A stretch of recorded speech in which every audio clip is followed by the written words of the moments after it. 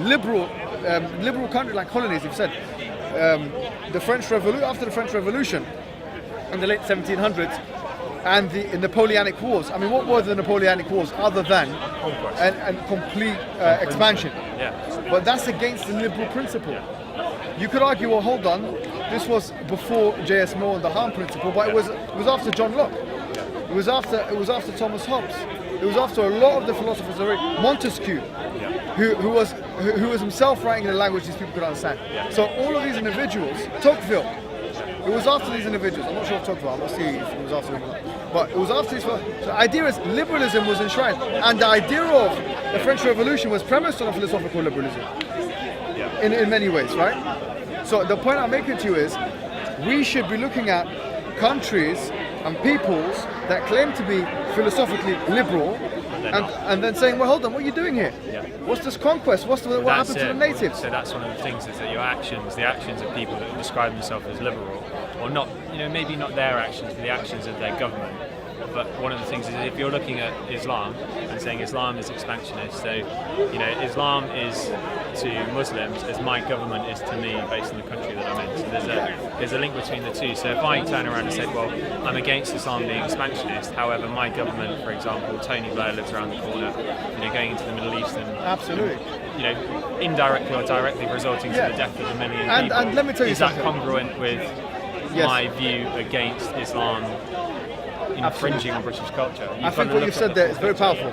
What you said there is good, and I like it. And there's another layer of things I want to put to you. Number one, I agree with the fact. There's two things you need to know. Number one, I agree with the fact that Islam, they had this called al-khiyar al-thulathi, the three choices that you have, the jizya, this and that. And we're not saying that that doesn't exist or that should be deleted from the Quran. We believe that it's actually applicable in many of the empire type situations where you have different empires and all these things. It could be applicable, but here's the thing,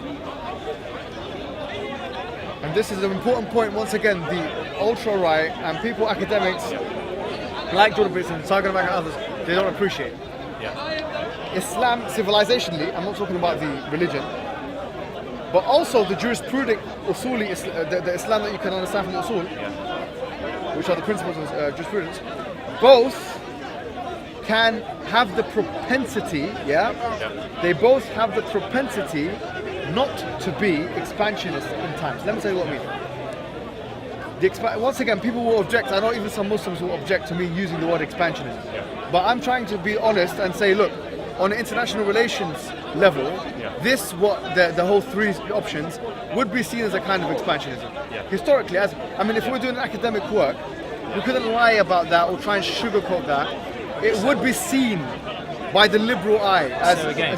You can just interpret it. You can interpret it in a way that Islam is a set of rules, it's a set of guidelines, and in the West we have this agenda of expansionism of what we call quote unquote democracy. And if you look at the way in which democracy is being forced upon Africa, so Africa was big country. You've got the Mali Empire.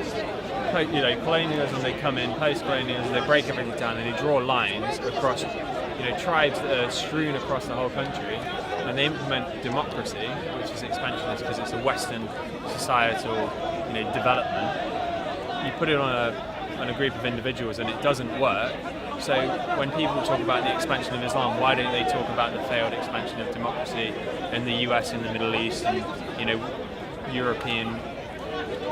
Some do, and to be fair, some do and some don't, right? But those individuals, I've not heard them speak about it. Not that they haven't, I just haven't heard them. They don't. Right, so because it's like an inconvenient truth, Another point which is really, really important. When I was saying it has the propensity not to be, like for example, in Surah Al-Nisa, chapter 4 of the Quran, it says, إلا الذين بينكم وبينهم ميثاق أو جاءوكم حصرت صدورهم. Except for, it's talking about who you're not meant to harm, etc. Except for the ones you have a peace treaty with, and they come to you, حصرت صدورهم. They don't come in to fight you, right? So the point here is, if Islam, I'm talking here civilization, because once again we don't want to equivocate. If Islam civilizationally thought, or let's say leaders of Islam, leaders of Muslim countries, because right now they're not really ruling by Islam, let's be fair, yeah? But a lot of the countries, or most of them, if not all of them, because they're run by potent, yeah, so, but the point is this. Western implemented people. Right, so what I was going to say is, if the conditions were right, and it was seen that there was no aggressive behavior, and a treaty of 10 years or indefinitely, or whatever it may be, would be in the interest of the inhabitants, the Muslim inhabitants, and the non-Muslim inhabitants if they happen to inhabit, say for example, a Muslim-run country, with Islamic law, etc. I'm thinking theoretically here, yeah? If that was the case, that could be put in place, as per the current narrative. But generally, the whole three choices thing, three options, that's in place as well. Yeah. So if, for example, an Islamic government saw the other empires, just like I did this, Persian Empire, the Roman, these have the potential to absorb us into it. Yeah. They said, look, actually, let's preempt this. Yeah. Why waste time? Why wait for them to come and fight us? Let's go and fight them first. Yeah. Really? If I was going to go to a place and I knew some hostile people were going to attack me, Yeah. Probably wouldn't go there. yeah, me, I'm a bit silly. I Yeah, think you probably would. anyways, Antagonistic. yeah, no, I'm probably a foolish person. But you know, maybe you think, okay, well, if they're going to attack me, let me hit them first. Yeah. So it depends on the situation, and that's why we started off this discussion by saying when people analyze Islam, Yeah. they don't understand that it's actually a political system as well. It is. Yeah, of course. A lot of people don't understand that. Sharia law and all your. Yes, it's a political system as well. It gives us, look, there's a book called The Art of War by Sun Tzu. Sun Tzu, Yeah? Is it a controversial book? Be honest, in your eyes, is it a controversial book? Not particularly, no. Not particularly. I mean, Do it's you know- quite a revered business book as well. Absolutely. People will use it and, you have it on the bookshelf and You're office in the absolutely city right. or anything. And why do you think they do that? Because, we're all playing a game and, games require strategies and guidelines. Perfect. So The book is short. Yeah. The book is short. It's not a small book. You can read it. Sun Tzu's The Art of War gives generals and commanders, whatever it may be, guidance on how, just general principles, how to kind of subdue the enemy, how to fight in different terrain, and these things, right? It's not a controversial book because the whole purpose of the book is that it gives people guidance on how to fight war. But as you said, it's also applicable to people in business and daily lives because actually a lot of those principles can be employed by us. The Quran has advice to generals. And I'll tell you something. How do we know if the advice of a book is effective or not? We look at the implementation. Now, no one's going to disagree. It's impossible to disagree that the expansion of Islam, because you can't have your cake and eat it both. You can't say the expansion of Islam, the military expansion of Islam, was unsuccessful. If it was successful, then the advice must have been good advice. And if it was good advice, then it's fulfilled its purpose. The Quran gives people advice on how to act in a state of war, how to fight the people. وَإِذَا لَقِيتُمُ الَّذِينَ كَفَرُوا فَضَرْبُ الرِّقَابِ. If you see the people, then strike their necks. In Surah Al-Anfal it says, مِن كُلِّ بَنَانٍ, cut their fingertips. So cut their necks and cut their Why? Because if you don't have fingertips, you can't hold a sword.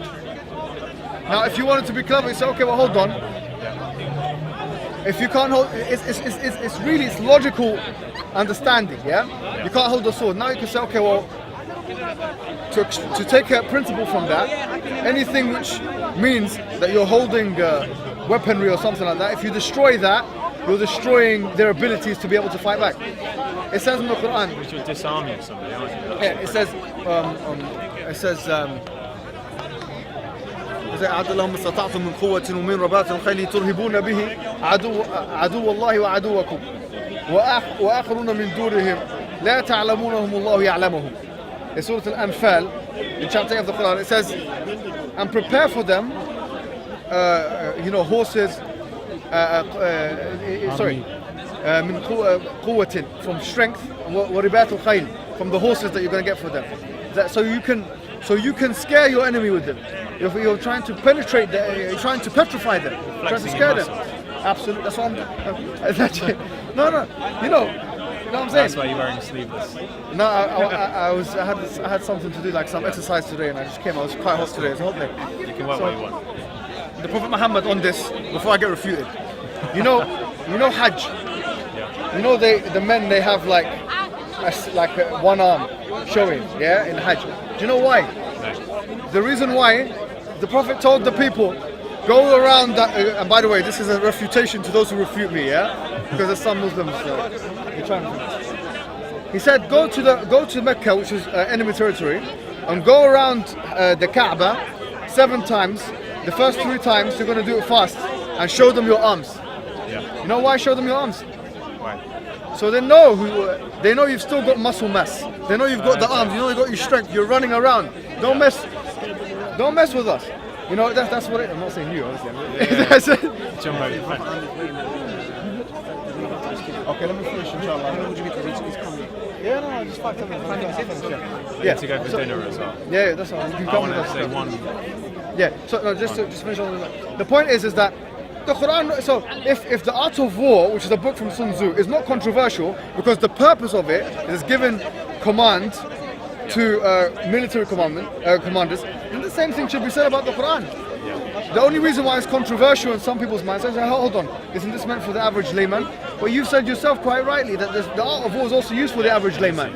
The same principles can be applied. But my final point before I go to dinner is that I think that one of the things that people need to understand is that the increased presence of Islam, whether you call it infringement or presence in British society and British culture, you've got to ask yourself the question: how did we get to a point? And I'm not saying it's negative. How did we get to a point whereby Islam was so present in British culture? Did it have anything to do with our involvement in the Middle East in near-term history, the breakup of the Ottoman Empire after the First World War, the confiscation of oil assets and resource assets in the Middle East by British, Dutch and US companies, and to what extent are we seeing the repercussions of that now? And so for us to turn around and say, oh, well, it's an infringement, you've got to say, well, let's look at the historical behaviour of the British and the Americans and Europeans, and how did we get to this point? Because you can set it out fairly clearly. I think you're absolutely right, and that's a really good point you made. People will probably call me some kind of an apologist. No, you're not. I'm a realist. No, I don't. I think we've been quite honest here. I don't think today I've been trying to hide anything. I'm giving you all the verse of the Quran. We talk about death and killing. Look, I'm not trying to be defensive and say, oh, you're. I think we're both working together. But let me tell you something here, which I think you're absolutely right. I think what's highly ironic, in my opinion, right, is that look, you've got 2 wars, world wars. So my perspective, they've had the most transformative economic, social and political effect on world history, which are the 2 world wars. Now, the post-World War I environment is completely different to the post-World War, the pre-World War I environment. Completely. Like, it was completely unapologetic. It was completely normal for any of the almost all of the European empires to proclaim an expansionist policy, right? That's one. After World War I, after the mass casualties and deaths and stuff, I said, look, let's not do this no more. We couldn't afford to do it. It wasn't a case of morality. We suddenly came to our senses and said, we're not going to have a colony anymore. It was just economically it was inviable for us. It was just like slavery, by the way. A lot of people think slavery ended because actually, some English people came and said, let's put our hands. No, the reason why slavery ended, same reason, it's economic. Now, World War II. But when you talk about slavery, one of the things about slavery as well, it's the point that I always try and make, is that when people talk about slavery, they talk about slavery being a white problem. They don't actually identify with the Portuguese turning up in the Congo in 1450 and it being a common practice in the interior of Africa and them adopting it. And so I know that we were involved in the industrialization or the commercialization of slavery and the end of it, but the beginning of it was it's a humanitarian problem. I take that point. You're right. I accept that. And also World War II. World War II, as you say, after World War II, I mean, we talk about mass casualties, once again, astronomical level, whatever you would say, So once that's happened now, Western ex-empires decide to bring in their colony members, right, to build the country. So you have, the Windrush, you have 1960s Jamaicans coming in, the Indians coming in, and then in the 80s, you have the Indians. It's the Commonwealth. The Commonwealth. So they come in, build the country. Look at, the World Cup is happening now, isn't it? Yes. France. How many black players are in France? Let me ask you a question. How many black players is it 8 out of 11? Is it 8? So if it's 8 out of 11, I just wonder. Well, the colonies that they had what, Guinea, Sierra Leone. You know, they were Yeah, very active. no, I'm And one of just the things about wondering. French- Yeah. So in the 1950s, when the British, gave independence, to a lot of their colonies in sub-Saharan Africa, the French tried to cling on, and I think it was Africanique economics or something. There's a word for it. I was reading about it. They clung on to their colonies. They didn't want to give anything back, and so they were involved in the running. Effectively, you had a president or a head of state that was, a native, and then you had a civil servant, effectively, who was pulling the strings. Who was still involved in the French. So the French went on with their colonies all the way into like the 80s, arguably the 90s. I was going to say about the colonies, because I was just wondering, there's alternative right or ultra right people that may have a problem with immigration in France, for instance. Yeah, when a black player scores for France, do they cheer or not? They're happy as Larry. And if they do cheer, that's a contradiction, isn't it? Because I don't know enough about football, but who was the Muslim football player? Was it Salah? Mohammed Salah? Mohammed Salah, yeah, that's Liverpool, but yeah, I know, but what was everybody doing? I'm sure there were people that were screaming and shouting his name who also talk about the infringement of Islam and British culture. So to wrap up, Sure. I was going to say, I know you need to go to dinner. To wrap up, the point is, when we talk about these issues, there are many nuances that Western consumers and Western academics are not aware of. They're too concerned, just like I would say the literalists. There's a group of people called, There's a group called the literalists. They're very concerned, right? Shall I pause my speech? Yeah. I don't know when it went off, man. I don't have to. I'm finished. No, I'm just going to finish off. Wrap it up. Just give me a second. Sure. No, let's wrap it up. I came or something. I have to go. I have to bring him back home. So my mum brought back in. Okay, you can come. Let me just. So they look at verses of the Quran and say, okay, well, this is what Muslims must believe because it says this in the Quran. First and foremost, there's something called istiqra. You have to look at the Quran. You look at the Hadith, the usul. There's three things you got, and then you got to look at the history, the precedent, all these things. Then make a decision. They are not qualified or equipped to deal with that. What we're saying is we're willing to help them with this. Yeah. Because if we work together on this, even though they're, for example, anti-Muslim, if we do work together on this, I believe we can come to real solid conclusions that doesn't allow anyone to compromise on their principles. I don't need to compromise. I don't need to apologize. I don't need to change my views, and I'm not going to sugarcoat anything. I'll tell, just like I have been today. I'll be completely candid. But at the same time, you've got to understand exactly where we're coming. You can't just dismiss those things which are in line. For example, with Western values, you can't just, because they happen to be. But this is and I'll close on this because I really do have to go. But with Western, again, if you take an individual like Jordan Peterson, who came to fame by talking about gender neutrality in the terms that he wouldn't be forced to use. He wouldn't have them forced upon him because he has a set of beliefs.